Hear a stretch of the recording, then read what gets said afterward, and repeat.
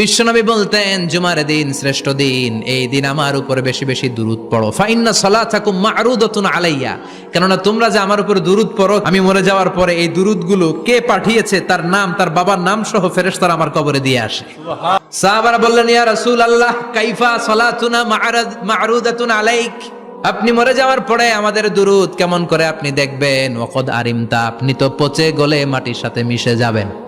বিশ্বনবী বলেন, ইন্নাল্লাহা হাররামা আলাল আরদি আন তাকুলা আজসাদাল আম্বিয়া, নবীদের লাশকে খেয়ে ফেলা, নবীদের লাশকে পচিয়ে ফেলা জমিনের সব মাটির জন্য আল্লাহ হারাম করে দিয়েছে।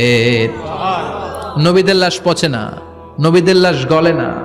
যারাই বিশ্বনবীর উপর দুরূদ পড়বেন, আপনার নাম সহ, আপনার বাবার নাম সহ, মালাইকাতু সাইয়াহিন, একদল ফেরেশতা আছে শুধু রাউন্ড দেয় গোটা ওয়ার্ল্ডে।